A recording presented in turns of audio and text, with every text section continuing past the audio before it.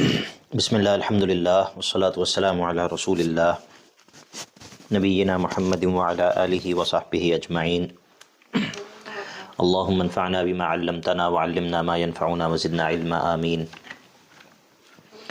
رب اشرح لی صدری ویسر لی امری واحلل عقدۃ من لسانی یفقہوا قولی سبحانک لا علم لنا الا ما علمتنا انک انت العلیم الحکیم۔ رب یسر ولا تعسر وتمم بالخیر وبک نستعین۔ اعوذ باللہ من الشیطان الرجیم بسم اللہ الرحمن الرحیم۔ عزیز طلبہ و طالبات، یہ فکری مذاہب کے دورے کی فیمنزم کے حوالے سے جو مجالس ہیں ان میں سے دوسری مجلس ہے۔ پہلی مجلس میں ہم نے کچھ مقدماتی باتیں کی تھیں، کچھ اصولی باتیں کی تھیں اور کچھ ہسٹوریکل ٹائم لائن کو ذکر کیا تھا، اس کو ڈسکس کیا تھا کہ جو ماڈرن ڈے فیمنزم ہے اس کی فکری بنیادیں جو ہے وہ، یا اس کی جو تاریخی بنیادیں ہیں وہ کس عرصے کے دوران ہیں یا کس دور کے ساتھ ان کا تعلق ہے۔ اس میں ہم نے ذکر کیا تھا کہ جو فرانسیسی انقلاب ہے، انقلاب فرانس، فرینچ ریولیوشن 1789 18th سینچری، اس کے فوراً بعد یہ سلسلہ جو ہے اس کا آغاز ہوتا ہے، اور ہم نے ذکر کیا تھا کہ خواتین کو وہ سیاسی حقوق نہیں ملے جن کی وہ خواہش رکھتی تھیں، اور جس کے نتیجے میں فرانسیسی انقلاب کے بعد جو ہے وہ خواتین کے سیاسی حقوق کے حوالے سے جدوجہد جو ہے وہ شروع کی گئی۔ اور پھر ہم نے جو ہے وہ 19ویں صدی کا ذکر کیا تھا، 20ویں صدی کے آغاز کا ذکر کیا تھا، ہم نے عالمی جنگوں کا ذکر کیا تھا اور معاشرے پر اس کے اثرات، اور پھر اس کے بعد ہم نے سیمون دی بواغ کا تذکرہ کیا تھا اور اس کی کتاب دا سیکنڈ سیکس کا تذکرہ کیا تھا کہ جو ماڈرن ڈے فیمنزم ہے اس کی جو بہت ساری بنیادیں ہیں ہمیں وہ سیمون دی بواغ کے ہاں ملتی ہیں۔ یہ سب باتیں ہم سابقہ مجلس میں کر چکے ہیں۔ آج کی مجلس میں ہم نے جو بات کرنی ہے وہ ماڈرن ڈے فیمنزم، جدید نسویت کی فکری بنیادوں کے بارے میں بات کرنی ہے، foundations of modern day feminism. اس کی جو فکر ہے اس کی نمایاں ترین اس کے اصول کیا ہیں، یا اس کی نمایاں ترین جو میزات ہیں یا اس کی جو نمایاں ترین خصوصیات ہیں وہ کیا ہیں۔ اس حوالے سے ہم 5 یا 6 چیزوں کو ذکر کریں گے اور کوشش کریں گے کہ ہر چیز کو کے اندر جو ہے وہ ضروری تفصیل جو ہے اس کو ذکر کیا جائے، یا بعض چیزوں کی طرف اشارہ کیا جائے گا۔ تو آپ سے بھی یہ گزارش ہے کہ آپ ان دروس پر اکتفا نہ کریں،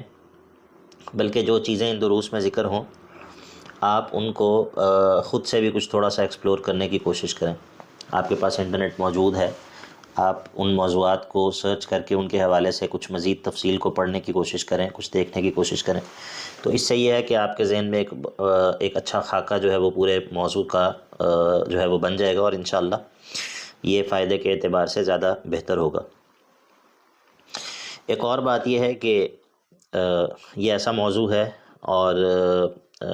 اس کے اندر بہت ساری ایسے پہلو ہیں کہ جن پر بات کرنا انسان کے لیے مشکل ہے، انسان کو مناسب نہیں لگتا اخلاقی طور پر کہ ان چیزوں کو ذکر بھی کیا جائے۔ جس طرح کہ ہم نے سیمون دی بواغ کے حوالے سے بات کی تھی، اس کی اخلاقی کیفیت کے حوالے سے، اور اس میں بہت ساری چیزیں تو میں نے ذکر ہی نہیں کی تھیں کیونکہ ان کو ذکر کرنا بندے کو مناسب ہی نہیں لگتا۔ تو اسی لیے اس محاضرے میں بھی شاید ہمیں کچھ ایسی باتیں ذکر کرنی پڑیں، ان کی طرف اشارہ کرنا پڑے، تو آپ اس کو ایک تعلیمی مجبوری سمجھیں کہ یہ ہماری مجبوری ہے کہ ہم اس طرح کی چیزوں کو بیان کرنا ہمیں پڑتا ہے، ورنہ یہ چیزیں بیان کرنا انسان کی طبیعت کے اوپر جو ہے وہ بھاری ہوتا ہے۔ بہرحال اب ہم جو ہے وہ اپنے صلب موضوع کی طرف بڑھتے ہیں، اپنی اصل جو بات ہم نے کرنی ہے انشاءاللہ اس کی طرف بڑھتے ہیں۔ جب ہم کہتے ہیں ماڈرن ڈے فیمنزم یا جدید نسویت، تو اس سے مراد تقریباً 1980 کی دہائی سے لے کر جو موجودہ دور ہے، موجودہ زمانہ ہے، اس تک، یعنی کہ یہ 80s 90s اور 2000 سے لے کر 2010 تک، اور پھر 2010 سے لے کر 2020 تک، اور یہ جو 4 سال ہیں جن سے ابھی ہم گزر رہے ہیں، یہ بھی ان میں شامل ہیں۔ تو یہ تقریباً 40-45 سال کا عرصہ بن جاتا ہے۔ جب ہم ماڈرن ڈے فیمنزم کی بات کرتے ہیں تو اس سے ہماری مراد جو ہے وہ یہ عرصہ ہوتا ہے، اور یہ جو عرصہ ہے، یہ اس عرصے کے اندر جو فیمنسٹ موومنٹس ہیں یا جو ان کی ایکٹیویزم ہے، اگر ہم اس کا جائزہ لیں تو ان کے مطالبات، ان کی فکری بنیادیں، ان کے اصول، وہ کوئی بہت زیادہ اس میں تبدیلی نہیں آئی، بلکہ وہ تقریباً ایک جیسی ہی چیزیں ہیں کہ جن کے ارد گرد اس عرصے میں جو فیمنسٹ موومنٹ ہے وہ گھوم رہی ہے، جن کے ارد گرد فیمنسٹ موومنٹ جو ہے وہ اس عرصے میں اس کا دار و مدار ہے۔ تو اب آج جو ہم جن اصولوں کی بات کر رہے ہوں گے، وہ بنیادی طور پر یا ان جن خصوصیات کی بات کر رہے ہوں گے، وہ ہمارے پیش نظر یہ مرحلہ ہوگا، یہ جو ہے وہ مرحلہ زمنی، یہ ٹائم پیریڈ ہوگا جس کو ہم ڈسکس کر رہے ہوں گے۔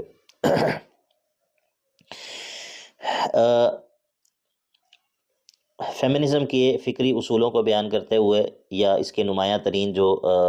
خصوصیات ہیں یا امتیازات ہیں، ان کو بیان کرتے ہوئے سب سے پہلی چیز جو بیان کرنے کی ضرورت ہے وہ ہے تأنیث المجتمع۔ تأنیث المجتمع، مجتمع جو ہے وہ کہتے ہیں سوسائٹی کو، المجتمع عربی زبان کے اندر سوسائٹی کو کہا جاتا ہے، اور تأنیث کا مطلب ہوتا ہے کسی چیز کو مؤنث بنانا، کسی چیز کو مؤنث بنانا۔ جس طرح ہم اردو میں مؤنث کا لفظ بولتے ہیں، تو تأنیث کسی چیز کو مؤنث بنانا۔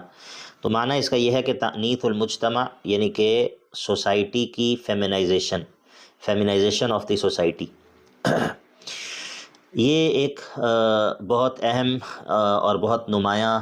جو ایک ظاہرہ ہے، بہت نمایاں ایک علامت ہے کہہ لیں، کہ جو فیمنزم کے نتیجے میں سامنے آئی ہے، اور اس کا آغاز جو ہے وہ پرانا ہے، اور اس عمل کا جو آغاز ہو گیا تھا وہ تو آپ نے پڑھا ہوگا جب شیخ محب نے آپ کو یورپ کی تاریخ پڑھائی ہے، اس کے اندر یقیناً ذکر آیا ہوگا انڈسٹریل ریولوشن کا، الثورۃ الصناعیہ۔ تو الثورۃ الصناعیہ، انڈسٹریل ریولوشن، اس سے پہلے جو انسانی معاشرے بنیادی طور پر ان کے اندر دو ہی طرح کے مجالات ہوتے تھے، دو ہی طرح کے فیلڈز ہوتے تھے کہ جس کے اندر لوگ کام کرتے تھے۔ ایک تو کھیتی باڑی ہوتی تھی، اور دوسرا یہ ہے کہ مینوفیکچرنگ اور صناعہ وغیرہ اس طرح کے کام ہوتے تھے۔ اور یہ دونوں طرح کے کام جو ہے وہ آپ جانتے ہیں کہ ان دونوں طرح کے کاموں میں جو مشقت ہے، ان دونوں طرح کے کاموں میں جو یعنی کہ جو ان دونوں طرح کے کاموں کی جو نوعیت ہے، وہ مردوں کی جسمانی ساخت اور اس کے ساتھ زیادہ مناسب ہے،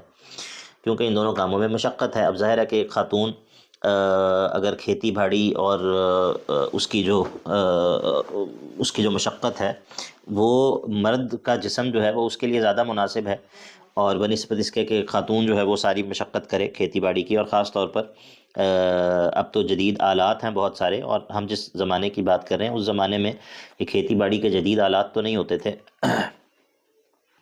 اور اسی طرح جو مینوفیکچرنگ کی چیزیں ہیں، مطلب مثال کے طور پر کارخانے ہیں یا ایسی جگہ ہیں جہاں پر جو ہے وہ بڑا بڑا سامان تیار ہو رہا ہے، تو یہ خاتون کے لیے تو اس کے لیے ملائم اور اس کے لیے مناسب نہیں ہے کہ وہ ایسی جگہ کے اوپر جو ہے وہ کام کر رہی ہو، کیونکہ اس کے جسم کی ساخت ایسی نہیں ہے کہ وہ بھاری بھاری بوجھ اٹھائے اور اس طرح کا کام کرے جو کہ اس نوعیت کا ہو۔ تو عموماً انڈسٹریل ریولوشن سے پہلے جو معاشرے ہوتے تھے، انسانی معاشرے، ان کے اندر یہی دو طرح کے کام جو ہے وہ ہوتے تھے۔ اور ایک تیسری چیز جو ہوتی تھی وہ ہوتی تھی سپاہ گری، یعنی کہ جس کو آپ یہ کہیں کہ آرمیز ہوتی تھیں، آرمیز کے اندر شریک ہوتے تھے، تو ظاہر ہے کہ وہ بھی ایک ایسا کام ہے کہ جو مردوں کے ساتھ مناسب ہے۔ تو بنیادی طور پر جو مجال العمل یا کام کی جو فیلڈز تھیں، ان کے اندر جو ہے وہ مرد اپنی ذمہ داریاں انجام دے رہے ہوتے تھے، اور خواتین کے جو ایک ٹریڈیشنل رولز ہیں،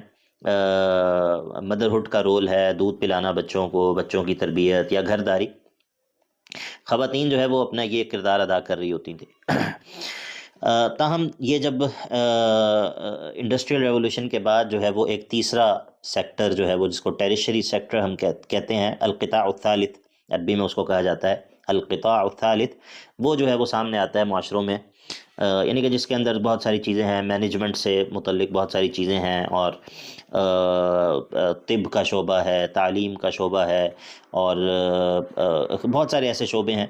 کہ جو یعنی کہ جو کہ پہلے جن کا وجود نہیں تھا۔ جس طرح آپ دیکھتے ہیں مطلب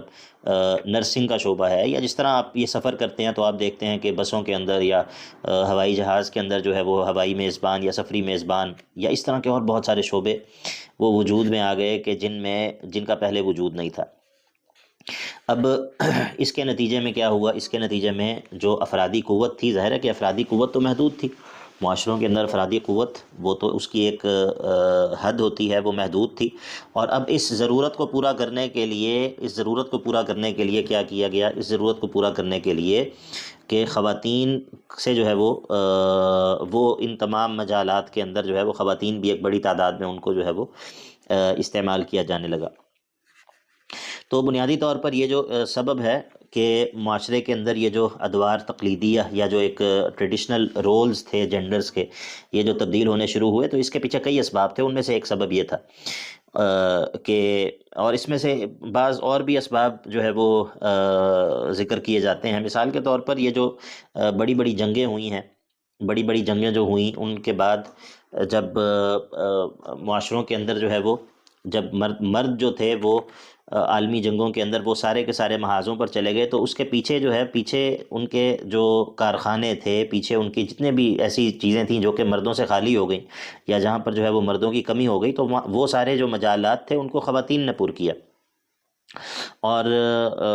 پھر اس کے بعد یہ بہت مشکل ہوتا ہے کہ آپ ایک جو اس طرح کا ایک معاملہ ہے، جب آپ وہ کر لیں پھر اس کو ریورس کرنا جو ہے یہ آسان نہیں ہوتا، کیونکہ وہ ایک ایسی تبدیلی آ جاتی ہے معاشرے کے اندر کہ جس کو پھر یعنی کہ جس کو انڈو کرنا یا جس کو ریورس کرنا مشکل ہوتا ہے۔ تو بہرحال میں نے اختصار کے ساتھ اشارہ کیا ہے کہ اس طرح جو خواتین ہیں وہ بہت سارے اور شعبوں کے اندر بھی اپنا کردار جو ہے وہ ادا کرنے لگ گئیں، اور وہ جو کہ ایک ٹریڈیشنل رولز تھے، جینڈر رولز جن کو ہم کہتے ہیں، وہ جو ہے وہ تبدیل ہونا شروع ہو گئے، چیزیں جو ہے وہ تبدیل ہونا شروع ہو گئی۔ تو تعنیف المجتمع، فیمنائزیشن آف دی سوسائٹی کے اندر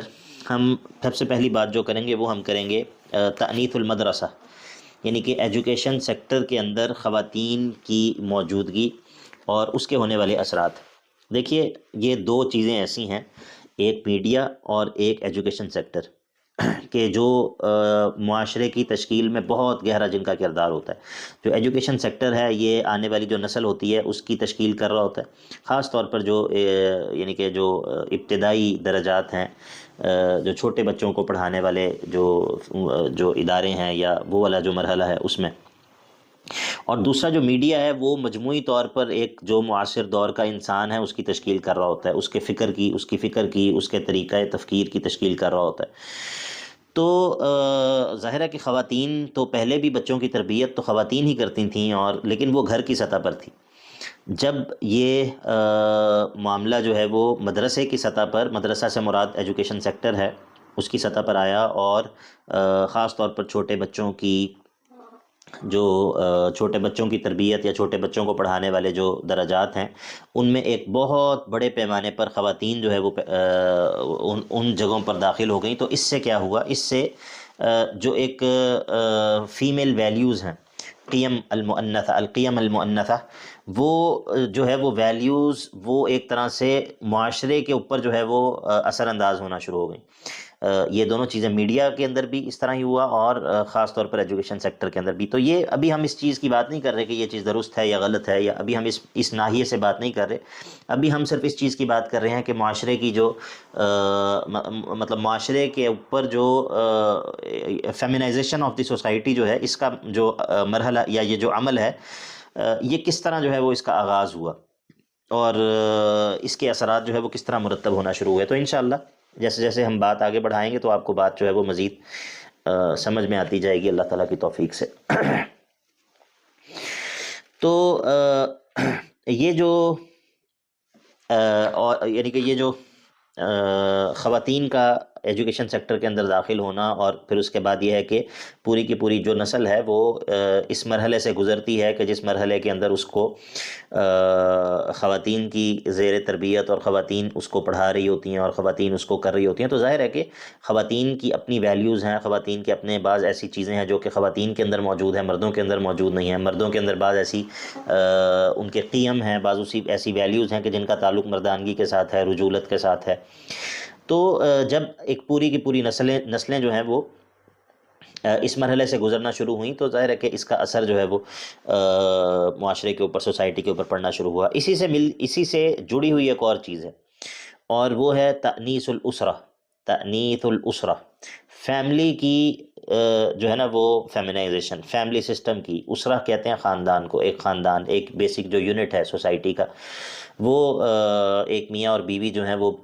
معاشرے کی بنیادی اکائی ہیں، بیسک یونٹ ہے کہ جن سے مل کر جو ہے وہ خاندان بنتے ہیں، خاندانوں سے مل کر جو ہے وہ کنبے قبیلے بنتے ہیں، اور پھر ان سے مل کر جو ہے وہ پورے معاشرے وجود میں آتے ہیں۔ تو یہ جو معاشرہ ہوتا ہے نا، معاشرے کی جو بہت بنیادی سی دو اس کی جو چیزیں ہوتی ہیں جو معاشرے کو بنا رہی ہوتی ہیں، وہ یہ دو چیزیں ہی ہوتی ہیں، ایک خاندان ہوتا ہے اور ایک مدرسہ ہوتا ہے، اور ان دونوں چیزوں کے ذریعے ہی معاشرہ جو ہے وہ تشکیل پا رہا ہوتا ہے۔ معاشرے کے اندر جو ہے وہ کوئی بھی چیز جو کہ پیدا ہو رہی ہوتی ہے وہ اسی کے ذریعے پیدا ہو رہی ہوتی ہے، بنیاد ہوتی ہے یہ۔ تو تانیث المدرسہ کے بعد ایک دوسرا پہلو جو کہ سوسائٹی کی فیمنائزیشن کے پیچھے کار فرما تھا، وہ تھا تانیث الاسرہ۔ وہ یہ ہے کہ بہت سارے ایسے علاقے ہیں، بہت سارے ایسے ممالک ہیں جہاں پر پراپر یہ اسٹڈیز موجود ہیں کہ وہاں پر مختلف وجوہات کی وجہ سے طلاق کی ریشو بہت زیادہ ہو گئی۔ جو فیملیز، ٹوٹی ہوئی فیملیز جو ہیں وہ ان کی تعداد اتنی ہے کہ جس کا کوئی شمار ہی نہیں ہے، اور اکثر اوقات ایسا ہے کہ جو اولاد ہے وہ اپنے کسی ایک والدین میں سے کسی ایک کے ساتھ رہنے پر مجبور ہے، اور اکثر اوقات اس میں بھی زیادہ تر یہی ہے کہ خواتین جو ہیں وہ ان کے ساتھ اولاد جو ہے وہ رہ رہی ہے۔ خاتون جو ہے وہ جن کو ہم سنگل مدرز کہتے ہیں، کفار کے ممالک میں تو اکثر جو ہے وہ ایسا ہے کہ وہ سرے سے شادی شدہ ہی نہیں ہے، یعنی کہ بغیر کسی قانونی تعلق کے ہی ان کی اولاد ہے۔ ظاہر ہے کہ ہم اخلاقیات کے اس سے ہٹ کر بھی بات کریں تو قانونی تعلق کے بغیر زنا کے نتیجے میں، یا اگر قانونی تعلق کی بات کریں تو ایسی شادیاں کہ جو کہ زیادہ عرصہ چل نہیں پاتی، اور اس کے نتیجے میں ایک بہت بڑی تعداد ایسی فیملیز کی وجود میں آ گئی کہ جو جن میں جو ہے وہ صرف ماں موجود ہے اور باپ کا کوئی وجود وہاں پر نہیں ہے۔ اب باپ یا تو سرے سے اس کا کوئی وجود ہی نہیں ہے، بچوں کو پتہ بھی نہیں کہ ہمارا باپ کون ہے، یا پھر اگر اس کا وجود ہے بھی تو وہ صرف ایک برائے نام سا وجود ہے۔ اس فیملی کے اندر، اس گھر کے اندر، اس گھرانے کے اندر اس کی کوئی ایسی حیثیت نہیں ہے کہ وہ اس کا وہاں پر کوئی اس کی بات وہاں پر جو ہے وہ چلتی ہو، یا کوئی فیصلہ سازی کا اختیار اس کے پاس ہو، نہیں، ایسا کچھ بھی نہیں ہے، اور نہ ہی اولاد کی تربیت کے اندر اس کا کوئی عملی طور پر کردار ہے۔ یا تو وہ صرف اتوار والے دن بچوں سے ملاقات کے لیے آتا ہے، یا پھر وہ صرف بچوں کے اوپر خرچ کر رہا ہے، چونکہ بچوں کا نان و نفقہ اس کے ذمہ ہے اور وہ قانونی طور پر اس کو ادا کرنے کا پابند ہے۔ تو یعنی کہ باپ کی حیثیت، یعنی کہ یہ وہ خاندان ہیں جو کہ معاشرے کے اندر ایک بہت بڑی تعداد پر پیدا ہو گئے کہ جن خاندانوں کے اندر جو ہے وہ باپ کا کوئی وجود نہیں ہے۔ ایسے خاندان کے جن کے اندر جو باپ کا کردار ہے وہ کوئی مرکزی کردار نہیں ہے، وہ صرف ایک ایسا شخص ہے کہ جس کا ہونا یا نہ ہونا جو ہے وہ برابر ہے۔ اور جو اس صورتحال میں جو اولاد کی ساری جو تربیت ہے، اولاد کی جو ساری اپ برنگنگ ہے، وہ ساری کی ساری ان کی ماں کے ذمہ ہے۔ اور اگین وہی بات ہے کہ جب باپ کا کردار بالکل معاشرے میں موجود نہیں ہے یا کسی خاندان میں موجود نہیں ہے، اور ماں ہی جو ہے وہ بچوں کی اپ برنگنگ کر رہی ہے، تو یعنی کہ وہ جو بیلنس ہے، وہ جو اولاد کی تربیت اور اولاد کی شخصیت کی تشکیل میں درکار ہوتا ہے کہ اس میں ایک باپ کا روب اور باپ کا ایک دبدبہ، باپ کا ایک جو ہے وہ سختی، اور دوسری طرف ماں کی شفقت، ماں کی ایک محبت، اور یہ سب چیزیں، یہ دونوں مل کر جو ہے وہ بچے کی شخصیت کی تشکیل کر رہے ہوتے ہیں۔ تو باپ کی غیر موجودگی میں جو پوری کی پوری جو نسل اس طرح سے وجود میں آ رہی تھی یا آتی ہے، وہ اس یعنی کہ بہت زیادہ امکانات اس میں اس چیز کے ہوتے ہیں، اور یہ بات ایک مشاہدہ بھی اس کے اوپر دلالت کرتا ہے کہ گویا کہ یہ بھی فیمنائزیشن آف دی سوسائٹی اسی کا ایک سبب ہے کہ ایسے بچے جو کہ بغیر کسی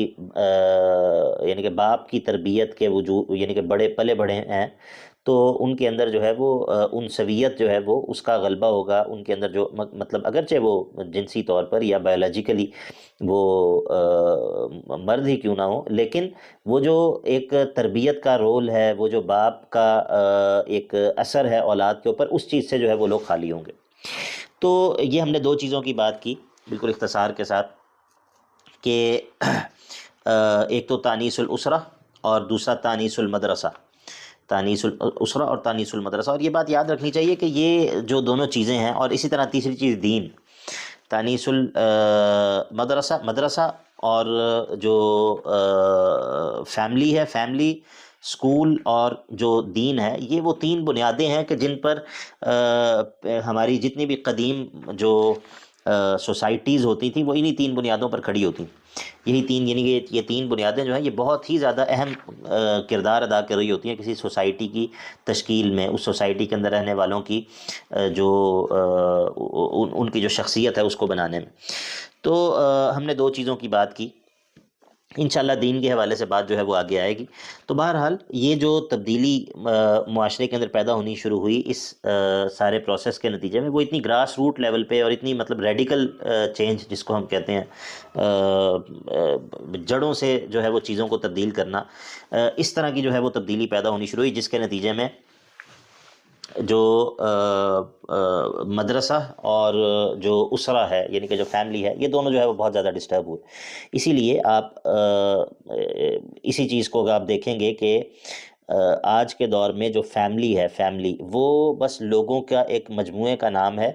جس میں بالکل بھی کوئی بھی سلطہ اور کوئی بھی ڈومیننس جو ہے وہ بعض دفعہ آپ کو نظر نہیں آئے گی۔ مطلب ٹھیک ہے لوگ ہیں جو اکٹھے رہ رہے ہیں، لیکن اس میں ایسا نہیں ہے کہ کوئی ہائرارکی ہے۔ مطلب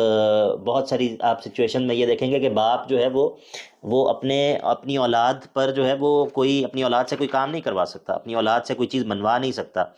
مطلب چاہے اس کا تعلق لباس سے ہو، چاہے اس کا تعلق کسی بھی اخلاقی چیز سے ہو، کسی بھی چیز سے ہو۔ اب یہ اکٹھے رہنے والے لوگ تو ہیں، ان کا آپس میں جو تعلق ہے وہ ایک سمع و اطاعت کا اور اس چیز کا تعلق نہیں ہے کہ باپ جو ہے وہ فیملی کا سربراہ ہے، باپ جو ہے وہ گھر کا بڑا ہے، اس کی بات جو ہے وہ گھر میں نافذ ہے، اس کی بات گھر میں چلے گی، بیوی جو ہے وہ اس کے تابع ہے، اور اولاد جو ہے وہ دونوں کے تابع ہے۔ اور یہ جو فیملی کا یہ جو تصور ہے جس کے اندر ایک ہیرارکی جو ہے وہ ہوتی ہے، یہ تصور جو ہے یہ موجود نہیں ہے۔ اب یہ ہے کہ مطلب لوگ اکٹھے رہ رہے ہیں، ایک گھر میں رہ رہے ہیں، ان کا آپس میں تعلق جو ہے وہ بس ایک جذبات کی بنیاد پر مبنی، ایک مشاعر اور احساس کی بنیاد پر آپس میں ایک تعلق ہے۔ باقی یہ ہے کہ حقوق اور واجبات میں یہ سب جو ہے وہ برابر ہیں، ہر ایک جو ہے وہ انڈیپینڈنٹ ہے۔ اور بلکہ مغربی ممالک کے اندر تو یہ آپ کو معلوم ہے کہ اگر باپ جو ہے وہ کوشش کرے گا کوئی چیز اس کو وہ کرنے کی، بچوں کے اوپر جو ہے وہ اس کو نافذ کرنے کی کوشش کرے گا، امپوز کرنے کی کوشش کرے گا، تو جو ہے وہ فوراً سے جو اسٹیٹ ہے وہ بیچ میں مداخلت کرے گی، اور ممکن ہے کہ باپ کو جو ہے وہ جیل کی ہوا کھانی پڑ جائے۔ تو بنیادی طور پر یہ کیا ہے؟ بنیادی طور پر یہ یہی ہے کہ جو ایک فیملی سسٹم تھا، فیملی سسٹم جو ہے وہ ڈسٹرب ہو گیا، اور یہ بنیادی طور پر وہ فیمنائزیشن آف دی سوسائٹی ہی کا ایک جو ہے وہ اسی کا جز ہے۔ تیسرے نمبر پر، یعنی کہ ہم نے بات کی تانیث المدرسہ، تانیث الاسرہ، تیسرے نمبر پر جو چیز ہے وہ ہے تانیث الرجل، تانیث الرجل۔ وہ یہ ہے کہ جو فیمنزم ہے وہ صرف یہ نہیں چاہتی کہ جو مرد ہے، جو مدرسہ ہے اور جو فیملی ہے اس کے اوپر فیمیل ویلیوز جو ہیں وہ، یا جو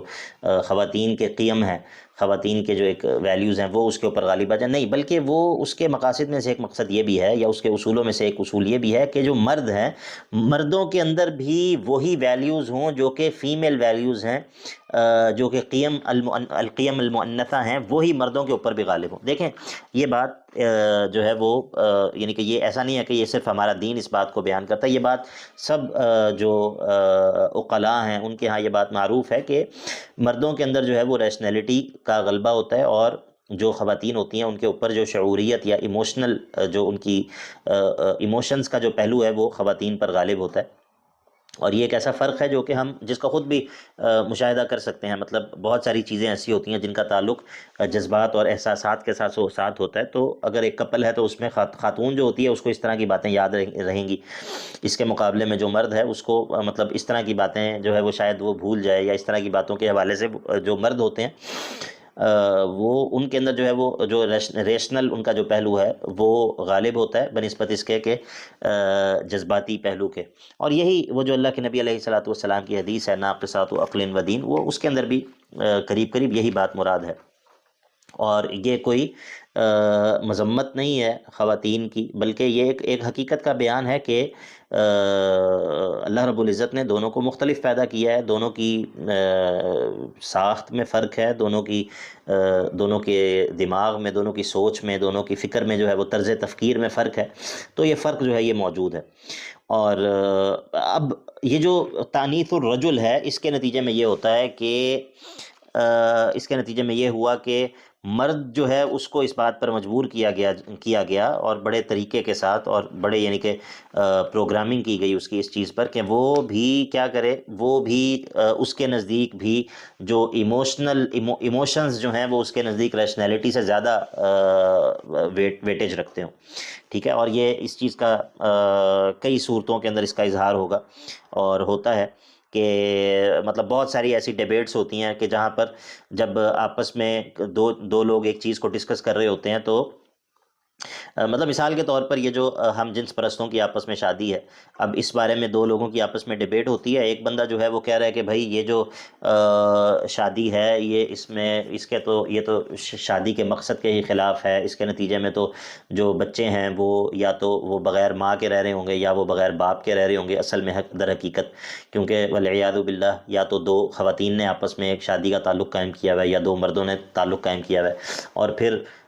وہ بچے جو ہے وہ اس کا اور طریقہ وہ اپناتے ہیں،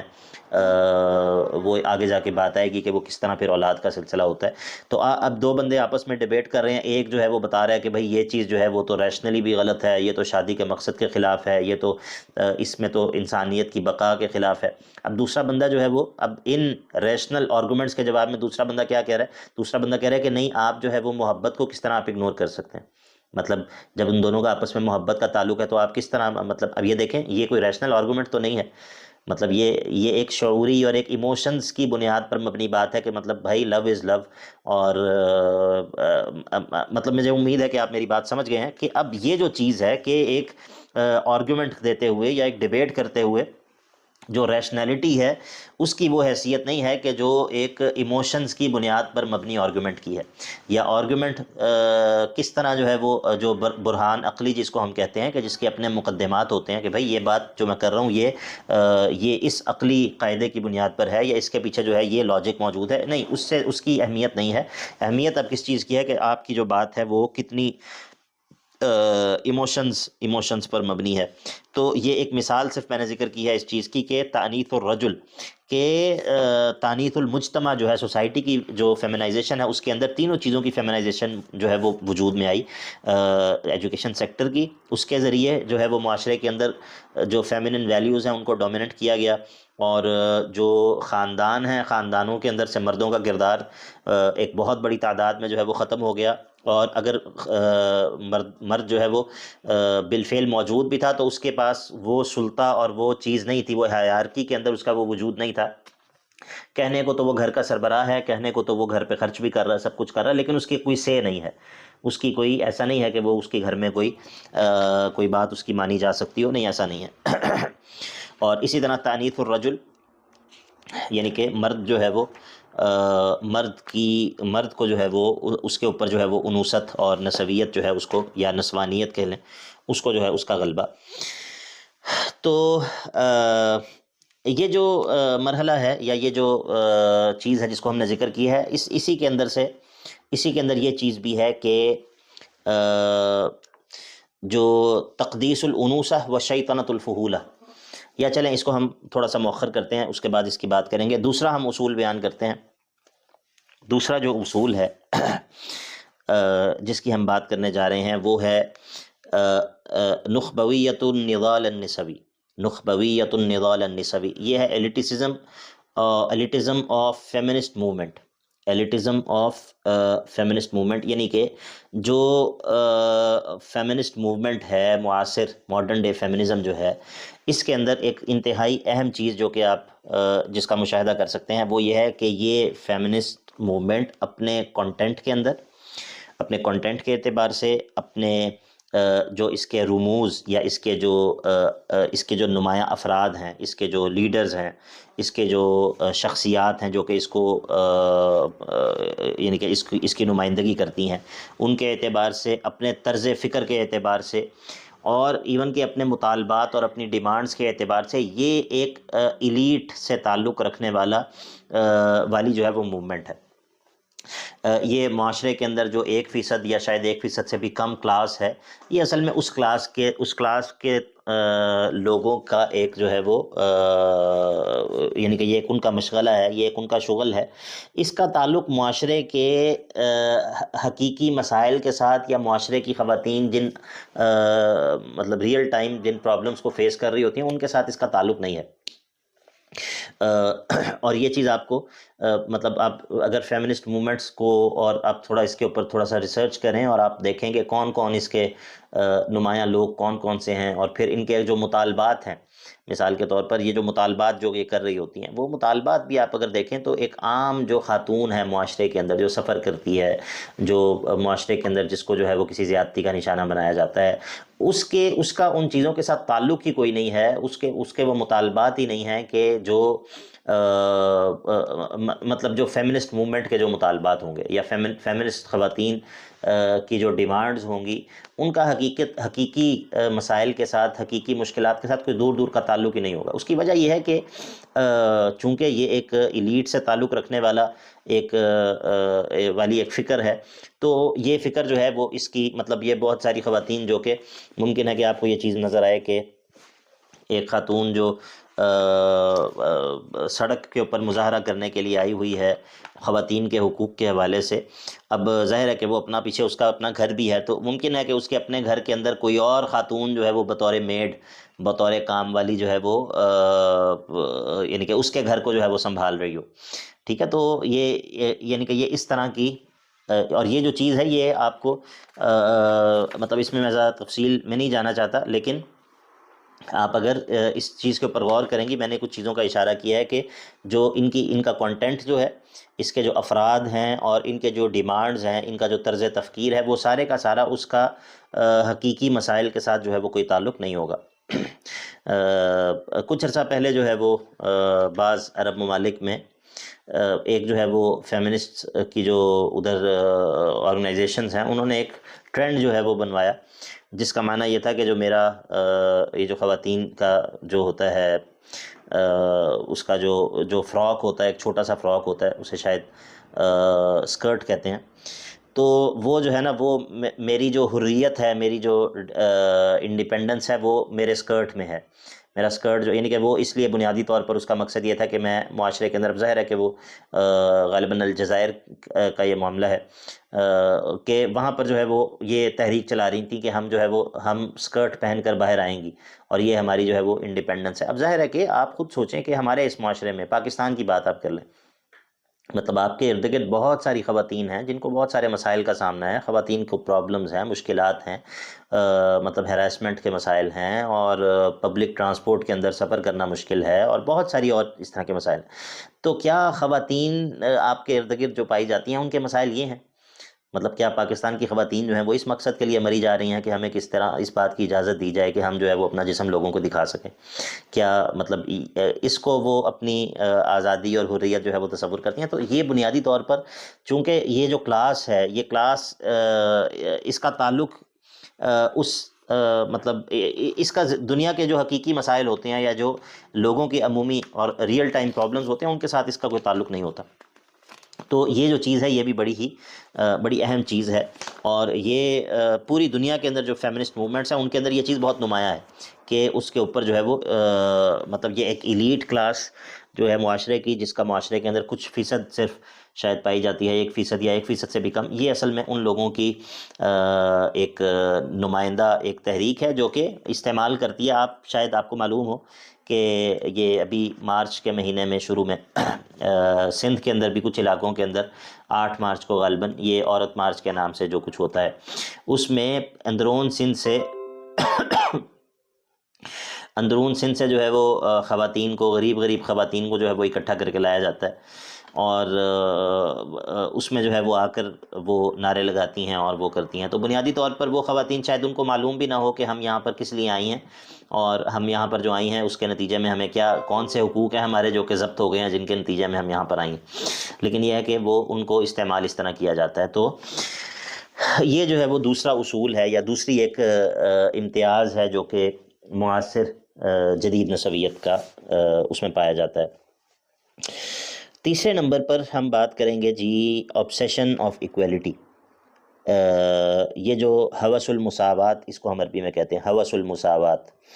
کہ جو کرنٹ ڈے فیمنزم ہے وہ اس کے فکر کے اندر ایک بہت نمایاں جو چیز ہے وہ یہ ہے کہ وہ جو ایکویلٹی ہے، ایکویلٹی سے اس کی آبسیشن ایسی ہے کہ چاہے اس کے چکر میں جو عدل ہے، عدل جو ہے وہ چاہے ختم ہو جائے لیکن ایکویلٹی ہر صورت میں ہونی چاہیے۔ دیکھیں یہ دو الگ چیزیں ہیں، انصاف اور عدل۔ بعض دفعہ ایکویلٹی جو ہوتی ہے وہ عدل نہیں ہوتی۔ ایکویلٹی ضروری نہیں ہے کہ ہر صورت میں عدل ہی ہو۔ مطلب مثال کے طور پر اگر آپ کے 2 بچے ہیں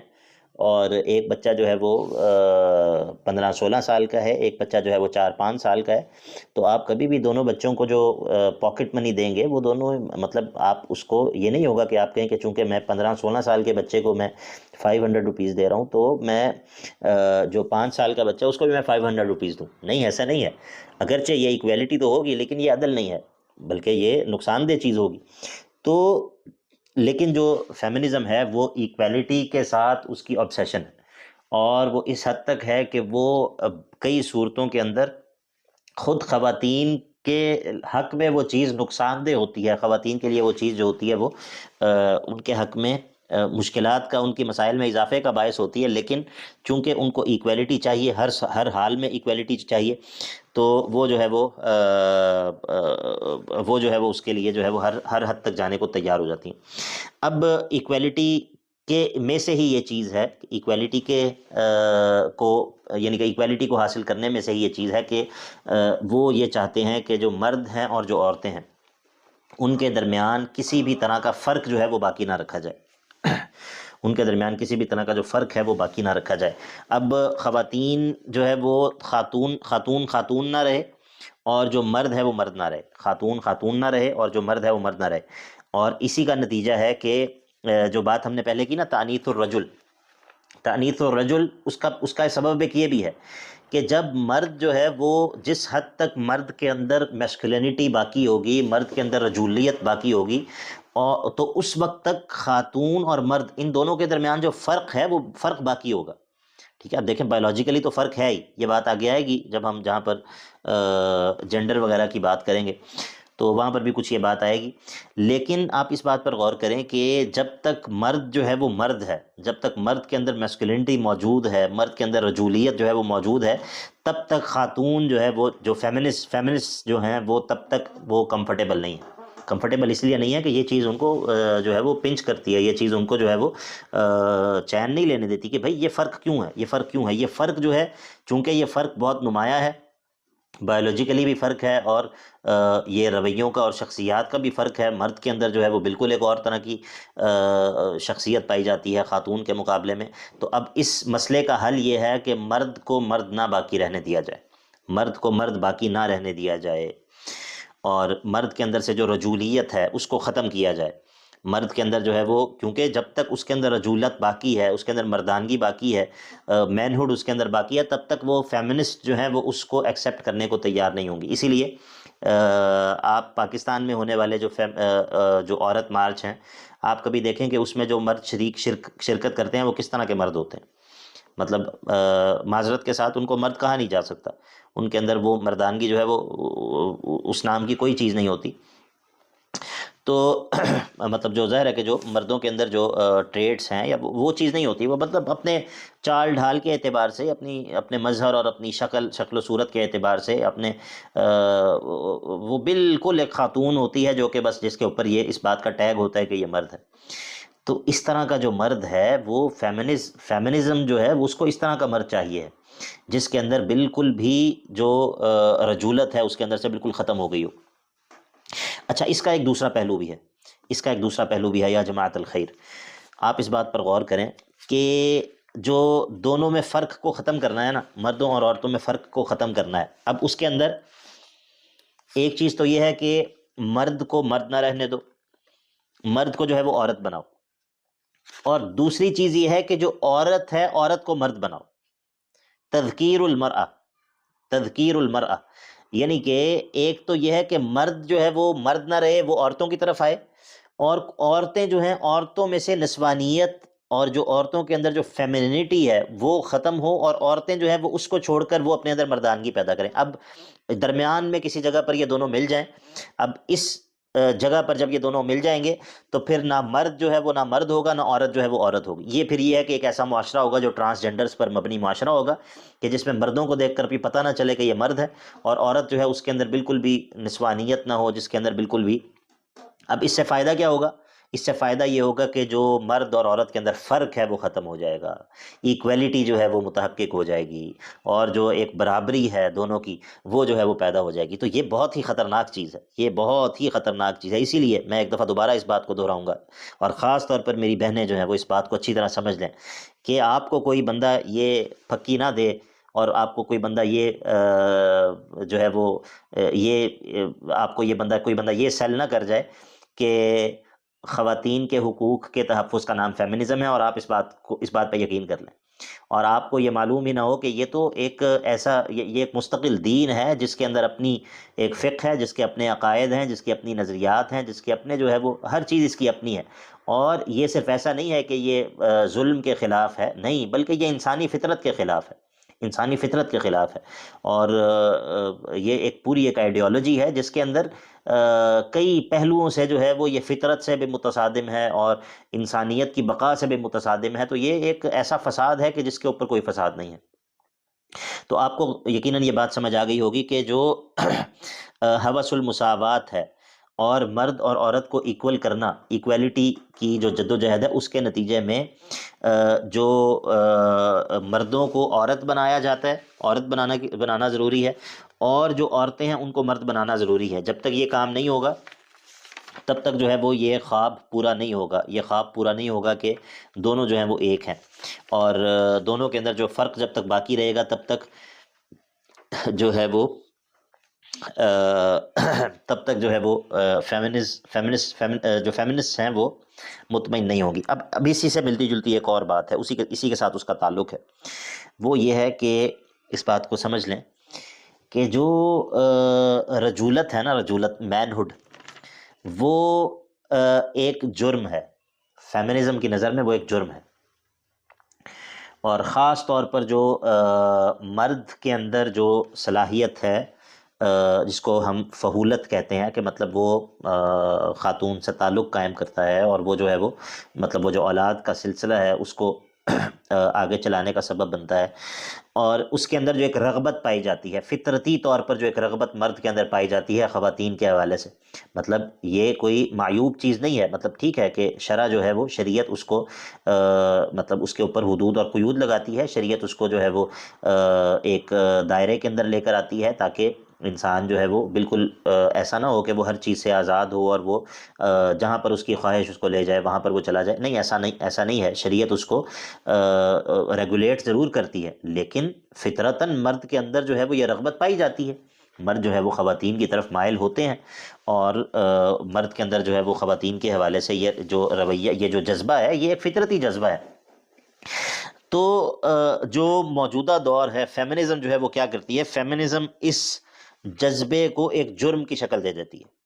اس جذبے کو ایک جرم کی شکل دے دیتی ہے۔ اسی لیے میں کچھ مثالیں ذکر کروں گا، اس سے آپ کو یہ بات سمجھ آ جائے گی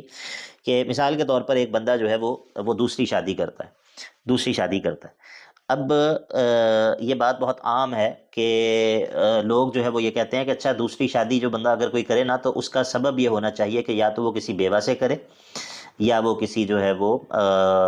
مطلب یہ ہے کہ اس کے پیچھے کوئی ایسی وجہ ہونی چاہیے، ہمدردی ہونی چاہیے کسی کا، یا تو کسی کو سہارا دے رہا ہو، یا کسی کی ہیلپ کر رہا ہو، یا کسی سے۔ تو اگر ایسا نہ ہو، اگر ایسا نہ ہو تو دوسری شادی کرنے والا جو بندہ ہے وہ معاشرے کے اندر خواتین کی نظر میں بھی وہ ایک مجرم ہے۔ اور اللہ تعالیٰ معاف کرے، میں یہاں پر صرف فیمنسٹ خواتین کی بات نہیں کر رہا، بڑی مرتبہ جو دیندار خواتین ہوتی ہیں ان کا رویہ ایسا ہوتا ہے کہ بندہ کانوں کو ہاتھ لگاتا ہے کہ کیا یہ واقعتاً یہ اللہ تعالیٰ پر ایمان رکھنے والی خواتین ہیں، اور وہ ایسی باتیں کرتی ہیں۔ ایک شخص ہیں ہمارے جاننے والے، انہوں نے دوسری شادی کی، اور وہ جہاں پر کام کرتے تھے ادھر جو ہے وہ ان کی جو کولیگز تھیں ان کو پتہ چلا، تو وہ ان سے کہنے لگیں کہ ہم تو بڑے عرصے سے آپ کے ساتھ مطلب اکٹھے کام کر رہے ہیں، کولیگز یا کسی ادارے میں پڑھاتے ہیں، تو ہم تو یہی سمجھتے تھے کہ آپ ایک شریف آدمی، لیکن آپ نے یہ جو کام کیا یہ تو مطلب ہمارا پورا آپ کے بارے میں تصور جو ہے وہی ختم ہو گیا، یعنی کہ انا للہ و انا الیہ راجعون۔ تو بہرحال جو بات میں کر رہا ہوں وہ یہ ہے کہ اگر مرد جو ہے وہ اس نیت سے شادی کرے کہ ہاں میں کسی کو سہارا دے رہا ہوں یا میں کسی کو بیوہ سے کر رہا ہوں، تو تب تو کچھ نہ کچھ قابل قبول ہے، کچھ نہ کچھ اس کو ایکسیپٹ کیا جا سکتا ہے۔ لیکن اگر وہ یہ کہے کہ بھائی میں اپنی رغبت کو پورا کرنے کے لیے، اپنی میں جنسی خواہش کی وجہ سے میں دوسری شادی کر رہا ہوں، تو یہ جو ہے گویا کہ ایک قیامت قائم ہو جائے گی، گویا کہ ایک یہ بہت بڑا جرم ہے جو اس نے کر دیا۔ کیوں؟ حالانکہ یہ چیز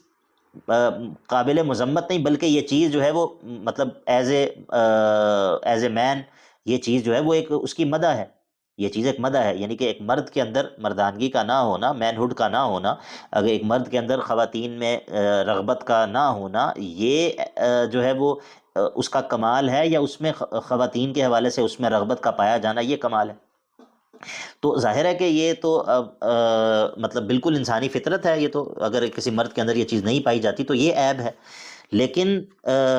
فیمنزم نے کیا کیا، فیمنزم نے مین ہوڈ جو ہے اس کو ایک جرم بنا دیا، اور مردانگی جو ہے اس کو، یعنی کہ اس پر جو ہے وہ مرد کو گلٹی فیل ہوتا ہے کہ میں نے جو ہے وہ کیوں، مطلب مثال کے طور پر ایک